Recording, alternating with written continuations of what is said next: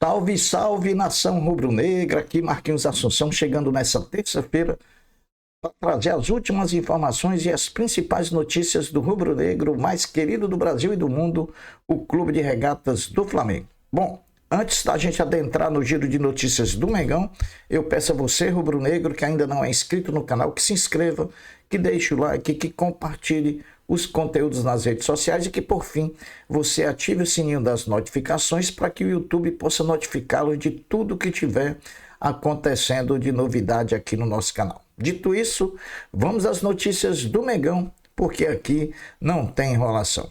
Depois de massacrar o São Paulo no sábado passado e de dar folga no domingo para o elenco rubro-negro, o elenco se reapresentou ontem, segunda-feira pela manhã, iniciando assim a preparação para a partida de amanhã, quarta-feira, às 20 horas, na Vila Belmiro contra o Santos Futebol Clube.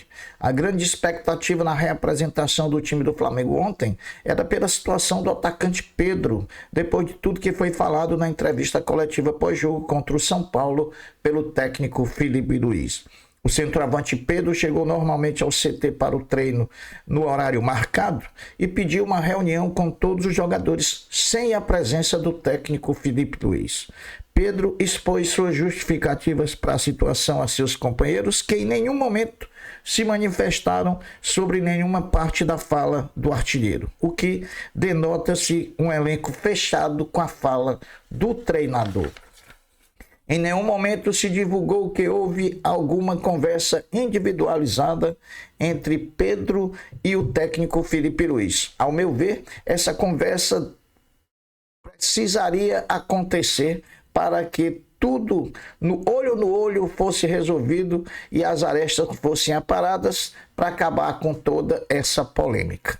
Depois de tudo isso, os jogadores rubro-negros foram a campo realizar a atividade. Primeiro fizeram um início de aquecimento na academia, sendo finalizado no campo. O centroavante Pedro participou normalmente com dedicação de toda a atividade, como mostrou as imagens disponibilizadas pela Flamengo TV durante o dia. Por fim, o centroavante Pedro usou suas redes sociais para prestar uma declaração direcionada à nação rubro-negra. Ao meu ver, a emenda saiu pior que o soneto.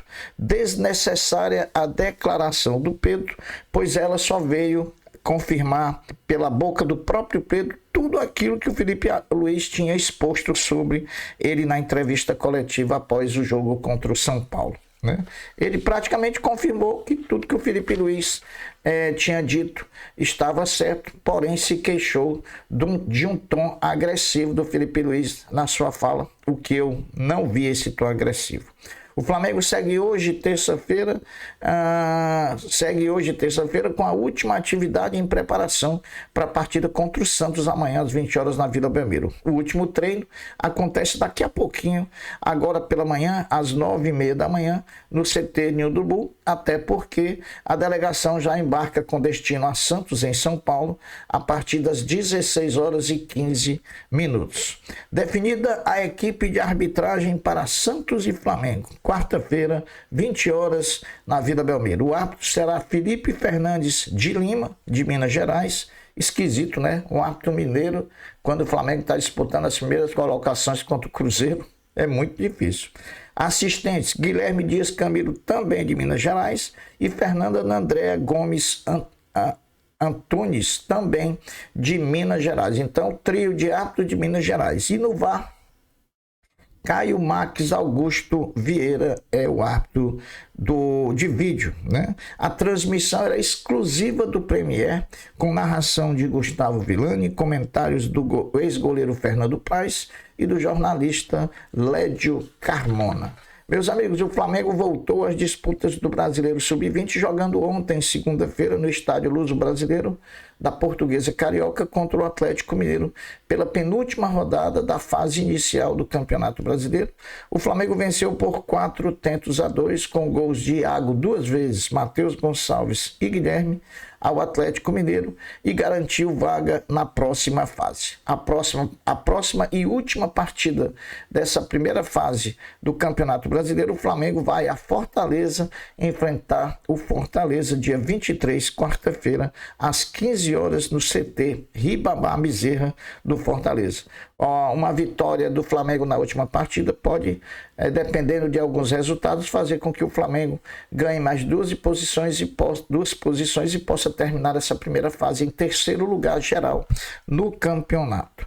Depois do Sub-20, que venceu ontem o Atlético Mineiro por 4-2, hoje quem volta às disputas do Brasileiro é o time Sub-17 do Flamengo, que joga logo mais às 14h45 um clássico contra o Fluminense. A partida acontece em Duque de Caxias. Nesse momento, o Flamengo ocupa a quinta colocação da competição com 15 pontos. O Fluminense é o 10º colocado. O Flamengo apresentou ontem no CT Ninho do Urubu o novo comando das categorias de base do clube, Alfredo Almeida. O português era assistente de José Boto e foi promovido na última semana em substituição a Carlos Noval como diretor das categorias de base do Flamengo. Noval, que estava no Flamengo há mais de 15 anos. Alfredo Almeida, em sua apresentação, mostrou conhecimento da área, domínio sobre o assunto. Enfim, cresce a expectativa para que tenhamos mudança nos paradigmas em relação à nossa categoria de base. Quem também foi apresentado oficialmente ontem foi o novo treinador do Sub-20 do Flamengo, Bruno Pivetti, que estará à frente do time na decisão do Intercontinental de Clubes Sub-20, no dia 23 de agosto, contra o Barcelona da Espanha, no Maracanã. Antes da final do Intercontinental Sub-20 de Clubes contra o Barcelona, o Flamengo Sub-20 disputará na próxima sexta-feira, dia 18, na Gávea, a partir das 15 horas, um amistoso contra o Bayer Leverkusen, que estará em pré-temporada no Brasil, usando as dependências do CT Ninho do Urubu. O Bayer Leverkusen, que chegou nessa madrugada de terça-feira ao Rio de Janeiro e já deve fazer um treinamento hoje à tarde no CT Ninho do Urubu. Mercado da bola é muito agitado do Flamengo. Em termos de chegada, nenhuma novidade sobre os possíveis reforços do Flamengo. Sobre as saídas, ontem o Flamengo informou ao Cruzeiro que não haverá negócio envolvendo os dois clubes em relação ao jogador Matheus Gonçalves. O jovem continua no Flamengo. Ontem também, o Flamengo recusou uma proposta de empréstimo do Al-Ula, do clube da segunda divisão da Arábia Saudita, sobre Michael, onde oferecia 2,5 milhões de dólares, ou 14 milhões de reais, pelo empréstimo de um ano, com opção de compra de mais 4 milhões de dólares, ou seja, 22 milhões. O Michael, se tudo desse certo, poderia sair pelo preço de 36 milhões de reais. Eu acho que era uma boa. O Flamengo não topou, tentando aí talvez um aumento dessa proposta ou, em vez de uma opção de compra, virar uma obrigação de compra. Ontem também o Flamengo recusou a primeira proposta da Roma, da Itália, pelo lateral direito Wesley. A proposta foi de 20 milhões de euros, 130 milhões de reais, mais 2 milhões de euros, 13 milhões, a depender de metas a serem cumpridas. O Flamengo não aceitou, rechaçou a primeira proposta. Mas toda a primeira proposta é apenas protocolar. Ninguém nunca aceita a primeira proposta. Pode ter certeza que o Roma vai vir com a segunda ou até com a terceira investida.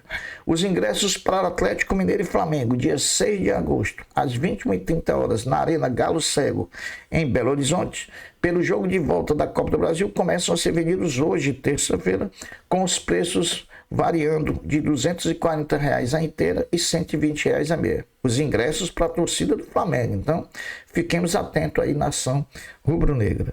Nos últimos 7 jogos, como mandante jogando no Maracanã, o Flamengo tomou apenas um gol, o que mostra a solidez do nosso sistema defensivo. A última partida como mandante que o Flamengo tomou um gol foi na estreia do Campeonato Brasileiro contra o Internacional, quando saímos perdendo por 1-0 e fomos buscar o empate ao tempo final em 1-1.